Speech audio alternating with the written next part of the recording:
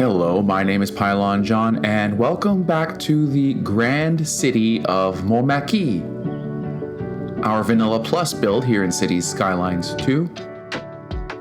As I adjust the borders of the primarily agricultural district of Michelet. In the last episode, we added a couple of new farms, and we'll develop a new industrial sector nearby today.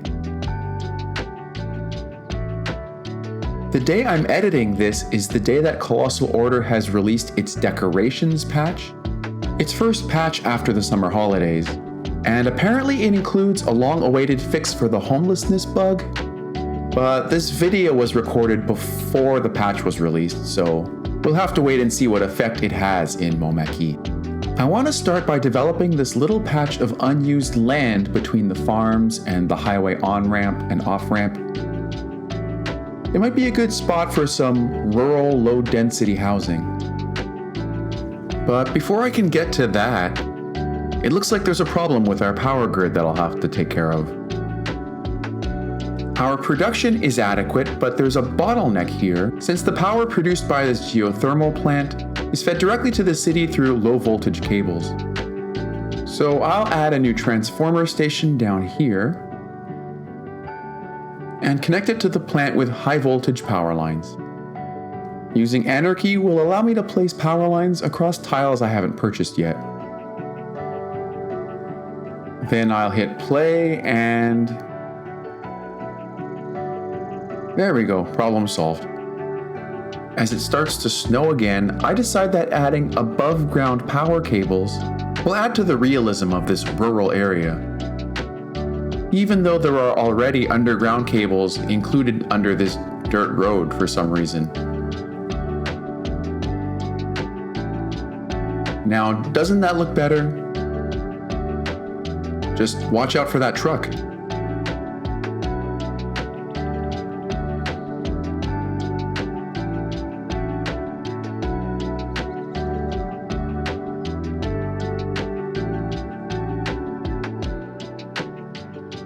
I never noticed this before, but there's a snowman in this backyard.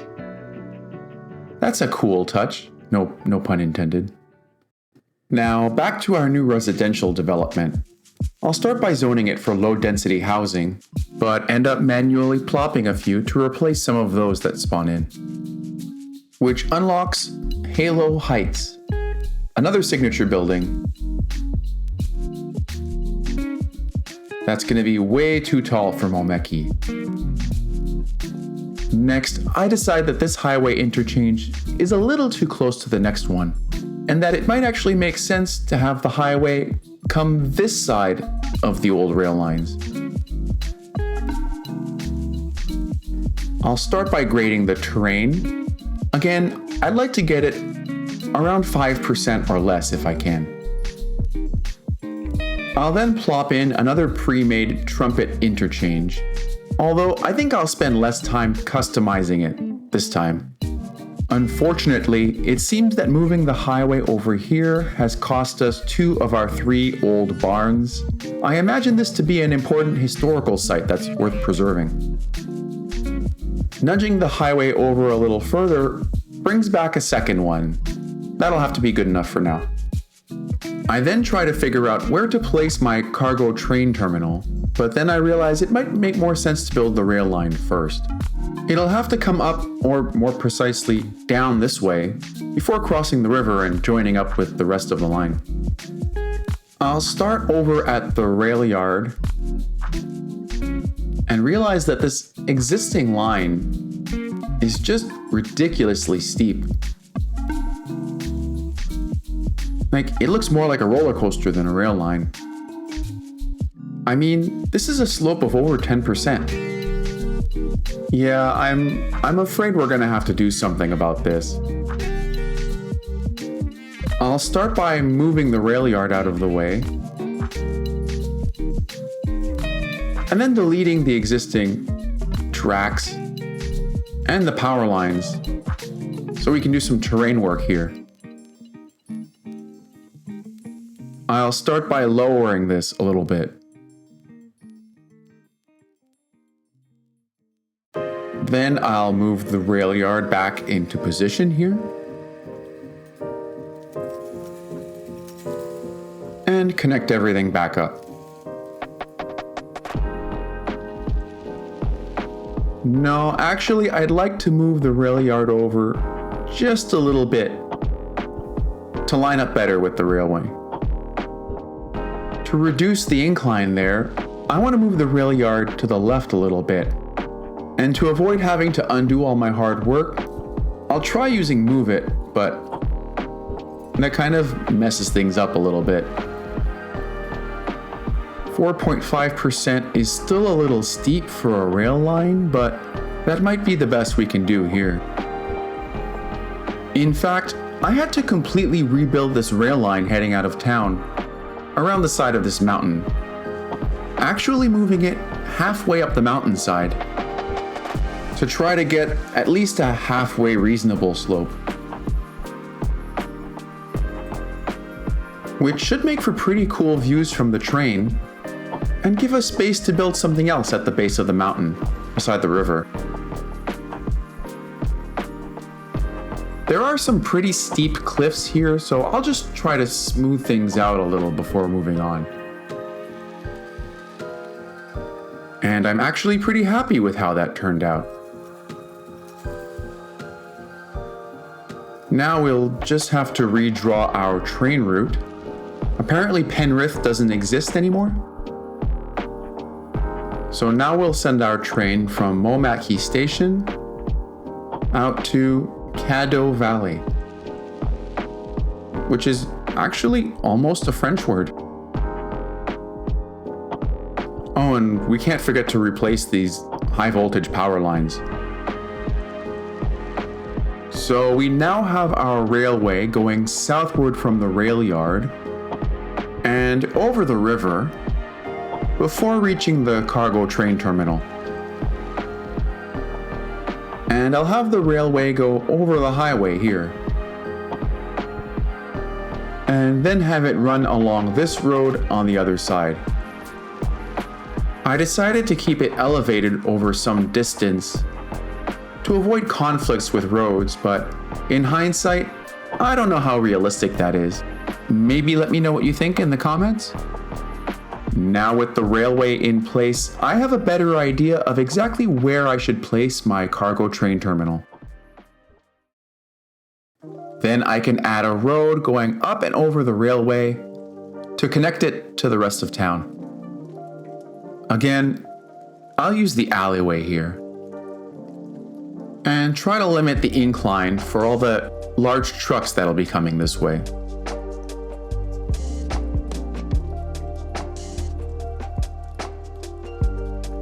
And since this is turning into a major road, I decided to upgrade it to a 4-lane road. Although being a more industrial area, we don't need all these crosswalks. I want to upgrade this road too, but I'll have to move the railway over first.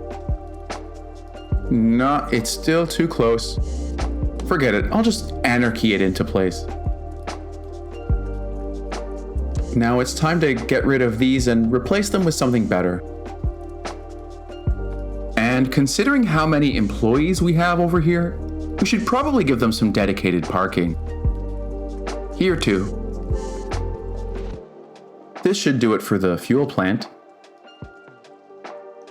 And this one for the mine. I actually don't want this pavement surface to automatically extend to the road, and it looks like the only way to keep that from happening is to make the edge a little crooked.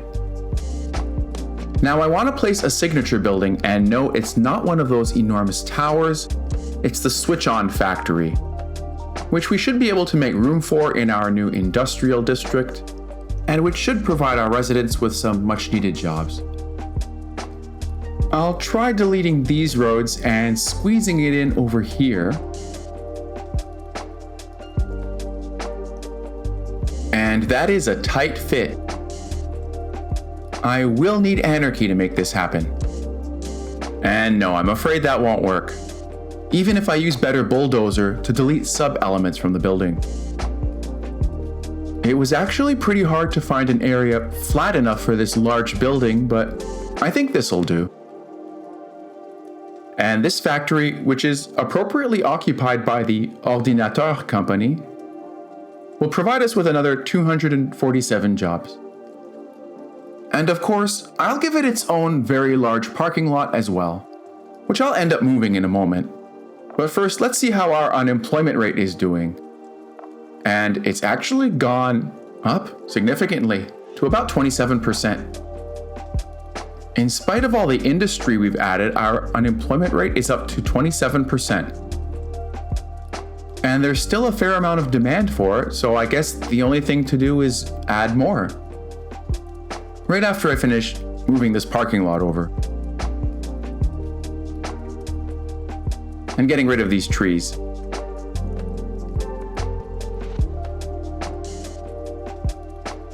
And extending this grass surface. And checking out these deer. I've seen individual deer in the game before, but never a herd like this.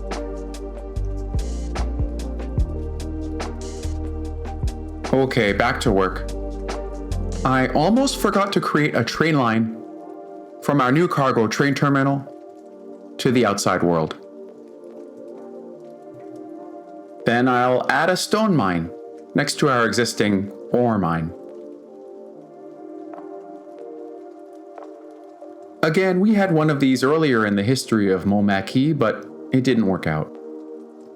And that new mine puts us in the green for all of our raw materials except for coal.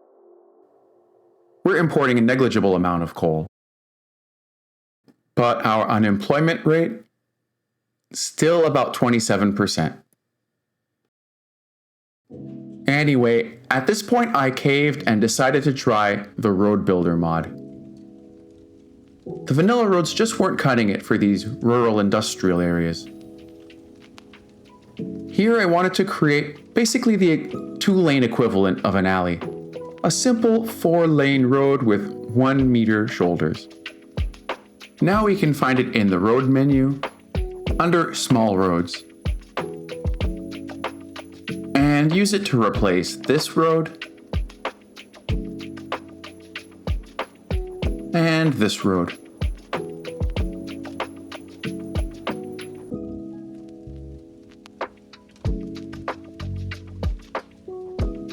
I'll also use the Road Builder mod to remove the parking lanes along Chemin de la Résistance as it comes over the river.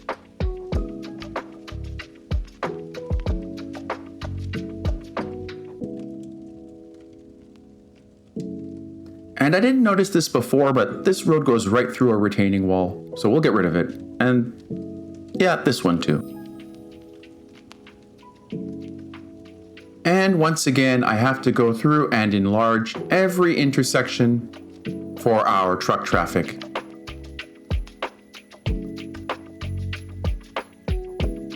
Although I'm having trouble grabbing onto these little nodes in manipulation mode.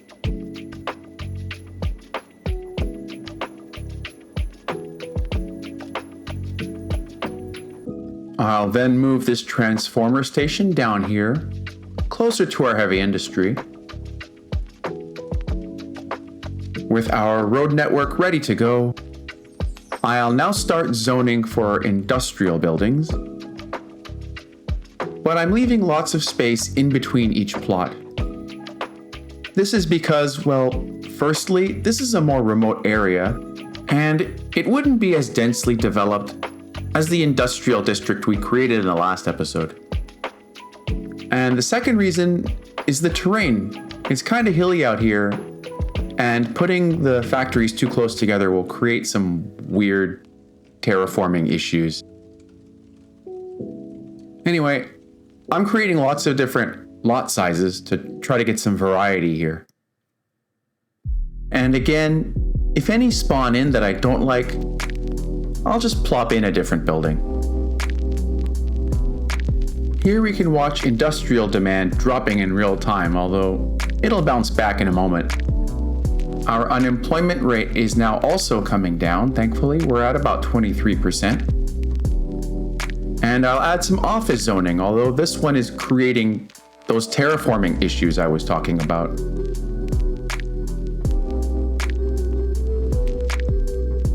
We're now at 21% and dropping, and our industrial demand has come back. In between some of these factories, I'll add pavement surfaces. And maybe some parking lot decals.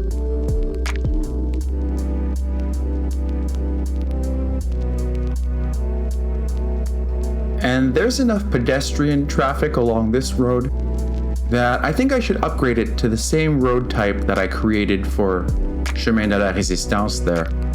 Basically replacing the shoulder with sidewalks. It's a little wider though, so I'll have to nudge the switch-on factory back a little bit to make it fit.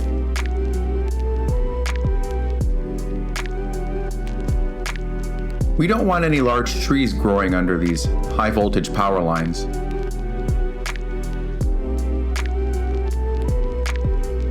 Bushes are cool though.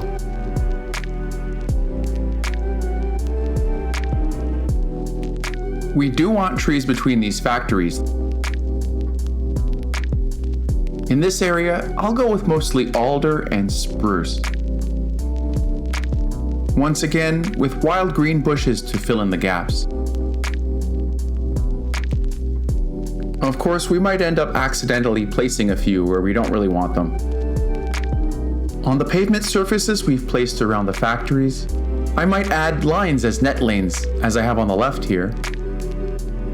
Or props, like these wood stacks, depending on the type of industry. Because we're playing with a limited number of mods here, our detailing options are also pretty limited, and for now, I'm okay with that. I don't really want to get bogged down with detailing in Montmaquis. And as I'm zoning around the cargo train terminal, a tornado appears. Thankfully, they're mostly harmless. A few car accidents, but no building damage and no casualties. I want to place a rubble pile here, but the ground is uneven, so I'm playing around with the transform tool for the first time to try to rotate it to the correct angle. To go up or down, I still find it easier to use move it.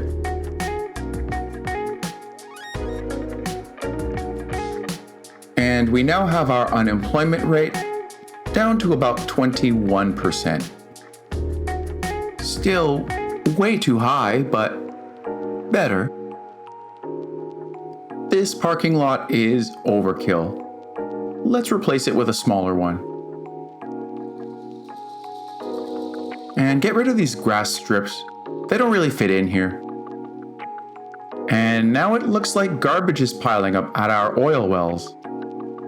So maybe we need to increase the capacity of our waste management facilities?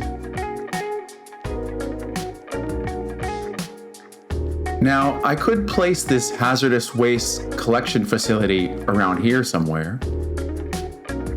Or using Anarchy, I can place it anywhere in the city and it'll still work. So why not put it in our new industrial district? It'll fit right in here. I want to use Move It to inch it over a little, but Move It doesn't work with sub-buildings, unfortunately. I'll just extend this surface out to the road. And since it conflicts with the entrance to the parking lot, I'll need to relocate it. And I think the storage extension from the recycling center would look great over here. I just have to remember to activate Anarchy first. Having Anarchy activated also allows me to extend the landfill itself past this boundary. Now I'll zone a little industrial on the other side of the highway. Ideally, these would process what's coming from the mines and the oil fields. We've managed to get our unemployment rate under 20% for the first time in a while. And I think we'll end this episode here. Thank you very much for watching and liking and commenting. Please enjoy the closing cinematics. I'm Pylon John. Until next time, Free Palestine.